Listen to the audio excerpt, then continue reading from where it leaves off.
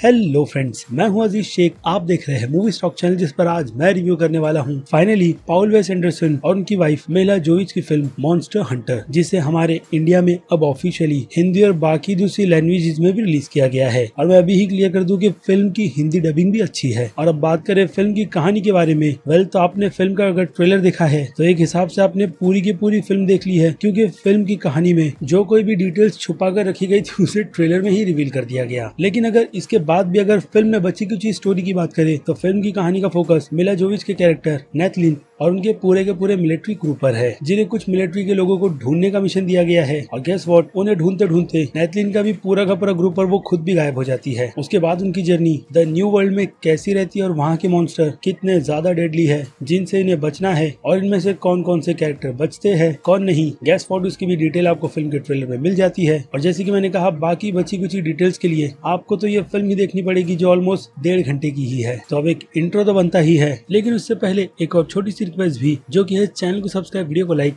और शेयर करने की।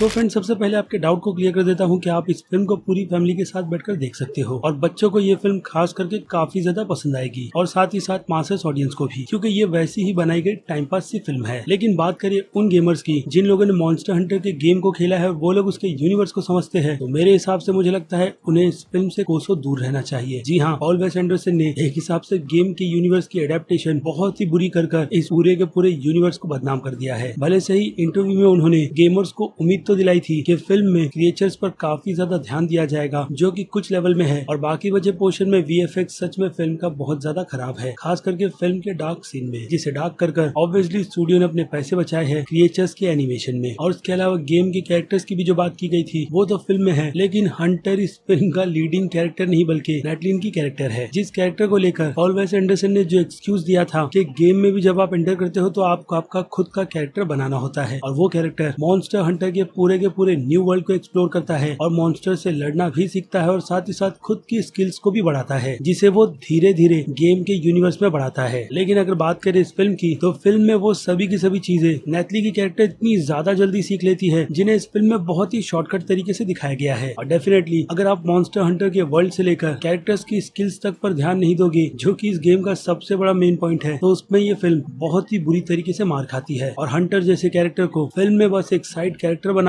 एक और बड़ी गलती कर दी गई है, और साथ ही साथ टोनी जैज जैसे अच्छे एक्टर को भी लेकर फिल्म एक्शन में भी बड़ी बुरी तरीके से मार खाती है, वो भी सभी के सभी हंटर के कैरेक्टर्स के एक्शन में, जिन्हें ज्यादातर तो वायर्स की मदद से इस फिल्म में पॉसिबल किया गया है। और जो लोग टोनी जा को जानते हैं उन्हें पता है कि वो ज्यादातर तो स्टंट्स बिना वायर के काफी ज्यादा अच्छी तरीके से कर सकते हैं, लेकिन नहीं, यहाँ पर शायद स्टूडियो को बहुत ही ज्यादा जल्दी थी इस फिल्म को बनाने की, इसलिए शॉर्टकट तरीके से ही पूरी की पूरी फिल्म को स्टूडियो ने पूरी तरीके से पॉल वेस एंडरसन के कंधे पर डाल दिया। यानी कि पॉल वेस एंडरसन ने फिल्म की कहानी भी लिख ली और फिल्म को डायरेक्ट भी किया, और यहाँ तक कि एडिटिंग डिपार्टमेंट का भी काम उन्होंने कुछ हद तक नहीं बल्कि ऑलमोस्ट पूरी फिल्म तक संभाला है। यानी कि ये फास्ट पेस की फिल्म है, जिसके चलते फिल्म में कई सारे ऐसे जंप्स कट है, जिसकी वजह से ये फिल्म आपको भागती हुई नजर आती है और सारे के सारे कैरेक्टर्स को इग्नोर करती हुई। अब पता है कि पॉल वेस एंडरसन जब भी कोई गेम की फिल्मों की एडेप्टेशन करते हैं, तो वो फिल्मों को गेम की दुनिया से निकालकर अपनी ही दुनिया में पूरी तरीके से रंगने की कोशिश करते हैं, जिसमें रेसिडेंट इविल की मूवी तो कुछ हद तक पास है, बट मॉन्स्टर हंटर बिल्कुल भी नहीं। और रही बात अब इस फिल्म के सीक्वल की, तो मुझे नहीं लगता है कि वो पॉसिबल है, क्योंकि जिस चीज को ध्यान में रखकर स्टूडियो की तरफ से इस फिल्म को बनाया गया था, वहीं पर ये फिल्म एक ही दिन में उतर गई थी। यानी कि चाइना में, जिसमें इस फिल्म में चाइना के जोक को लेकर रेसिज्म कहा गया था, और जहां इस फिल्म की काफी ज्यादा डिमांड और चलने की उम्मीदें थी, वहीं पर ये फिल्म बुरी तरीके से फ्लॉप हो गई। और जब तक इस फिल्म को री एडिट कर थिएटर में रिलीज करने की बात आती, तब तक वो डैमेज हो चुका था। और गेम तो चाइना में ही काफी ज्यादा पॉपुलर है, और इसलिए फिल्म को सबसे पहले चाइना साइड में ही रिलीज किया गया था। बट अनफॉर्चुनेट स्टूडियो का वो प्लान पूरी तरीके से फेल है, और फिल्म के सीक्वल का भी। और अगर गेम की एडेप्टेशन पर सोनी पिक्चर्स स्टूडियो जैसे को चीजें समझ नहीं आती है, तो मुझे लगता है कि सोनी पिक्चर्स को ऐसी किसी भी गेम की एडेप्टेशन की फिल्मों में ज्यादातर तो उंगली करनी चाहिए, खास करके कहानी को लेकर, जिसमें अभी मैंने आपको बताया कि कुछ भी क्रिएटिविटी नहीं है। और अगर उसी बेस में मॉन्स्टर हंटर के यूनिवर्स को देखा जाए, तो उसमें एक स्किल होती है कैरेक्टर के पास, जिसकी मदद से वो धीरे धीरे अपने वेपन्स को अपग्रेड कर बड़े बड़े मॉन्स्टर्स से लड़ने के लिए जाता है। लेकिन ये फिल्म अगेन शॉर्टकट के तरीकों में ही बड़े बड़े मॉन्स्टर को अपनी फिल्म में इंट्रोड्यूस करवाकर जबरदस्ती की हाइप घसीटने की कोशिश करती है। तो ये बात तो हो गई गेम के यूनिवर्स से रिलेटेड कि फिल्म गेम के हिसाब से कितनी ज्यादा बुरी है। लेकिन अब एक सिंपल ऑडियंस के हिसाब से कहूँ तो जैसे कि मैंने कहा, मासेस ऑडियंस इस फिल्म को झेल लेगी, जिन्हें इस फिल्म को देखकर बिल्कुल भी बोर नहीं होगा, और बच्चों को भी जैसे कि मैंने कहा इस फिल्म को देखने में मजा आएगा। यानी कुल मिलाकर देखा जाए तो ये एक ठीक ठाक सी टाइम पास सी ही फिल्म है, जिसे आप सिर्फ और सिर्फ अपने खाली टाइम में ही जाकर थिएटर्स में देख सकते हो, क्योंकि फिल्म 3D में रिलीज हुई है। बाकी अगर आपका मूड नहीं है इस फिल्म को देखने का तो मुझे लगता है आप इस फिल्म को अगर इग्नोर भी करोगे तो कोई भी फर्क नहीं पड़ेगा। तो चलिए अब इस फिल्म की रेटिंग की बात करते हैं, क्योंकि फिल्म में एक्टर की परफॉर्मेंस मुझे इतनी भी ज्यादा खास नहीं लगी सिवाय टोनी जा के, और एडिटिंग तो फिल्म की बिल्कुल भी ठीक नहीं है, और ना ही फिल्म का BGM। इसके अलावा डायरेक्शन की तो बात ही छोड़ दो, जिसके बारे में बोलने जैसा कुछ बचा ही नहीं। और अब रेटिंग की बात करें तो